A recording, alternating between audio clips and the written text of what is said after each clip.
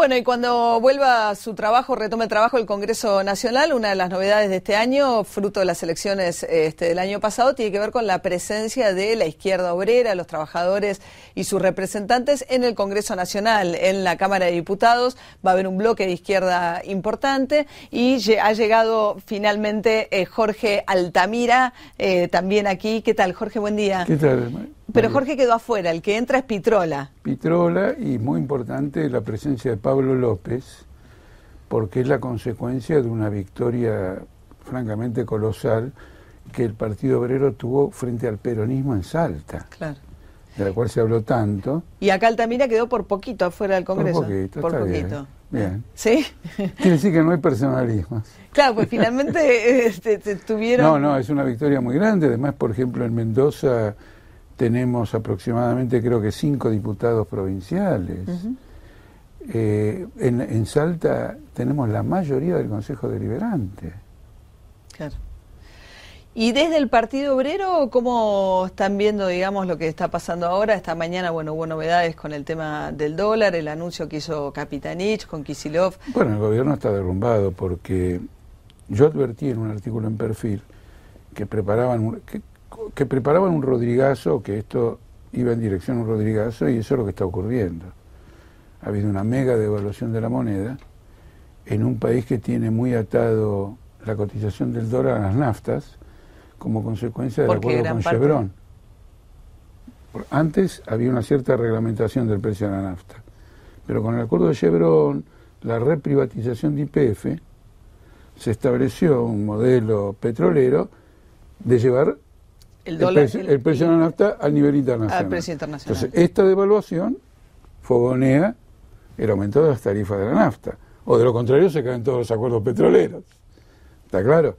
Entonces, estos dos componentes, devaluación monetaria y tarifazo naftero, y no excluyo lo que ocurre en el sector eléctrico y en tantos otros aspectos, le dan las características que tuvo el Rodrigazo, digámosles a la audiencia, en 1975, que fue un golpe realmente que cambió el régimen económico y creó las condiciones de desestabilización que llevaron a la dictadura militar en aquel momento. Quiero decir... No llevamos el paralelismo hasta ahí. No, ninguna manera, pero quiero... Estás comparando las devaluaciones, digamos, efectivamente, los efectos de las devaluaciones. Y las causas eran las mismas, porque en aquel momento habían congelado todo, pretendiendo que redistribuían el consumo, etcétera, y y se produjo este estallido económico, hecho por funcionarios de un gobierno peronista, como ahora por un ministro de la Cámpora. Y es muy significativa también esta devaluación, porque ocurre enseguida del retorno del ministro de Economía del Club de París, lo cual significa que él va para llegar a un acuerdo sobre la deuda con el Club de París. En el Club de París le hacen así, baja la cabeza, viene y establece esta mega devaluación del dólar. Esto tiene un impacto sobre los trabajadores enorme, digámoslo, ya se ve. Por ejemplo, hay lugares que han cerrado las puertas porque están remarcando. Que no tienen precio. No tienen precio, etcétera. Es un golpe, sin embargo no está previsto, para un jubilado con 2.600 pesos, no está previsto ningún aumento fuera del ajuste de marzo. Son los ajustes que hacen cada tanto. ¿Y qué 2 por año, por ley. Sí. En función de una fórmula. Bueno, pero que no es un ajuste de acuerdo al dólar ni a los precios, sino que es un índice que combina la recaudación impositiva y el índice salarial, que hoy están alejados. Sí, durante algún tiempo estuvo casi empatando la inflación, lógico, porque aumentaba el IVA, aumentaba la recaudación, aumentaba el ajuste, acompañaba eso. Esta vez no lo va a acompañar, además es en marzo, y nosotros estamos ahora en enero. Entonces reclamamos un aumento inmediato a los jubilados, y un aumento inmediato en general a los trabajadores, porque independientemente de las paritarias, hay una masa laboral muy numerosa que se encuentra al margen de los convenios colectivos. Trabajadores en negro, precarizados, tercerizados, etcétera. El 60% de los trabajadores está con un salario promedio del orden, inferior a los 4.000 pesos. ¿5.000 pesos es el salario promedio? No, la mitad... No, de esa mitad, la mitad de los trabajadores, no el 100%, la mitad de los trabajadores gana menos, en promedio, menos de 4.000 pesos. Claro, ahí nos decía el Momo Venegas recién que es lo que gana un trabajador rural, que arranca ganando 4.000 pesos. Acá están incluidos también los trabajadores de los planes, etcétera, que en realidad debieran ser computados como trabajadores desocupados, porque es un paliativo, si se puede llamar paliativo, generosamente lo que cobran. El otro aspecto que quiero señalar, de parte de un gobierno nacional y popular, es una capitulación completa ante el capital especulativo, financiero, neoliberal. Pónganle los adjetivos. Bueno, hoy estaba fastidioso Axel Kicillof, estaba muy molesto, se estaba yendo y volvió, dijo bueno, esto. Pero está molesto como le ocurre a todo el mundo. Un psicólogo dice, si estás muy molesto, no estás molesto con el otro, sino que estás molesto con vos mismo, porque acordémonos que esta política de devaluación empieza con el sedín de Moreno. Es decir, se permite que alguien blanquee dólares a un tipo de cambio más alto. Como eso no satisfizo a nadie, fueron subiendo la apuesta. Bueno, lo que pasa es que hubo mucho tiempo que el dólar estuvo muy atrasado, porque la inflación le ganó al dólar. Durante muchos años la inflación le ganó al dólar. Ahí empezaron a perder competitividad las economías regionales, empezaron a pedir los sectores exportadores. Pero claro, cuando el gobierno no quiso que eso impactara sobre inflación en un contexto inflacionario y empezó a inventar estas medidas. María, eso habría que examinarlo con cuidado. Eso de la competitividad hay que examinarlo con cuidado. Voy a dar un ejemplo. La devaluación esta es perjudicial en una economía como la Argentina para el 80% de la economía. Un ejemplo solo. Nosotros tenemos déficit comercial en la industria automotriz. Claro. Exportamos, digamos, 50 e importamos 100. Si devaluamos la moneda, mejora la exportación, 50. Pero empeora la importación. Sí, gran parte de los autos que se venden acá son autopartes importadas. Totalmente. O sea, y el combustible bueno, es un tema, uno de los impactos fuertes sobre inflación de diciembre tuvo que ver además con el incremento del transporte. Claro, pero quiero decir lo siguiente, esta factura energética que importamos, porque se toleró durante 10 años que los grupos petroleros internacionales no produjeran, vaciaran al país. Se los toleró, simplemente. Si hubiera nacionalizado la industria petrolera, se ponía en marcha y se acabó. Se toleró eso. Ahora tenemos una gran factura de importación. Esa factura de importación afecta a la totalidad de la economía y esta devaluación incrementa el costo. Por lo tanto, no tiene una justificación comercial, salvo para los ojeros. Ya no podían aguantar más tampoco las reservas del central. Bueno, entonces ahí vamos al punto. Quiere decir que es una devaluación motivada por una presión financiera. Está claro, pagar la deuda, fuga de capitales, reclamo de fondos buitres, reclamo del Club de París. En el mundo capitalista actual, la mayor parte de los problemas económicos están ocasionados por el capital llamado financiero. Pero ustedes con respecto al individuo que tenía prohibición que ahora se levantó, aunque hay que ver qué dice la FIP, porque va a controlar si paga ganancias acorde a lo que pide comprar dólares, las limitaciones para comprar dólares con fines de ahorro. No, nosotros siempre hemos estado en contra del cepo cambiario porque para nosotros una cosa es el control de cambios y otra cosa es el cepo cambiario. ¿Cuál es la diferencia? El control de cambios se establece para usar racionalmente las divisas en función de un plan industrial.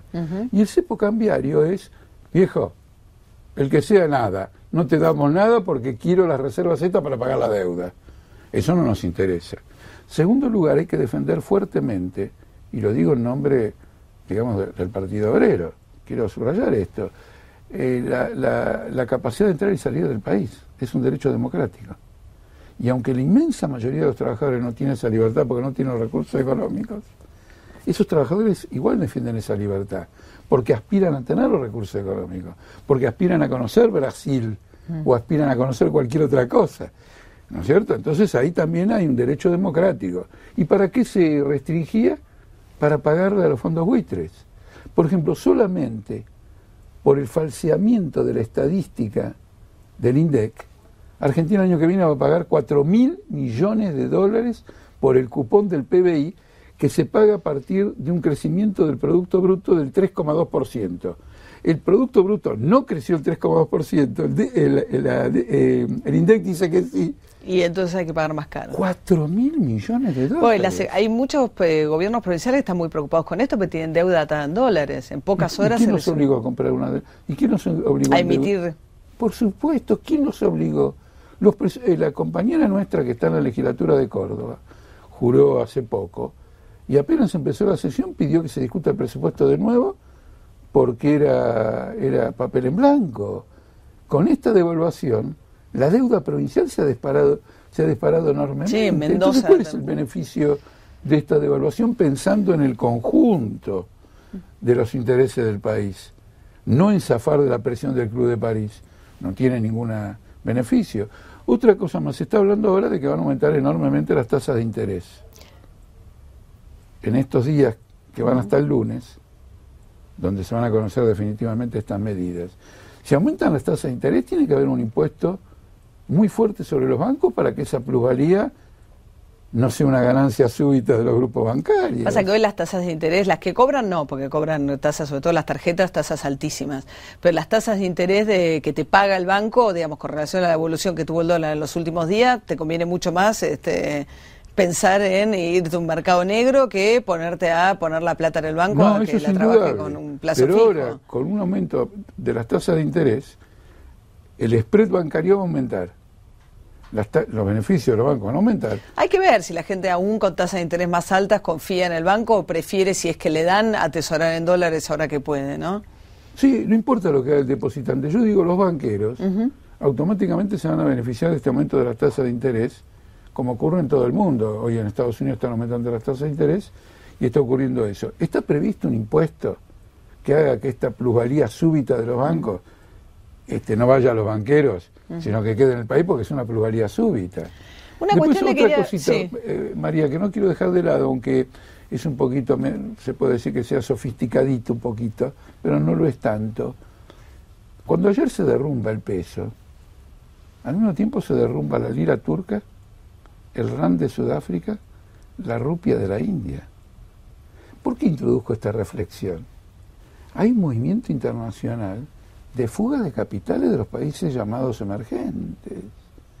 ¿Por qué tenemos que pagar la factura de un capitalismo que está en crisis? Llama mucho la atención, porque para entender...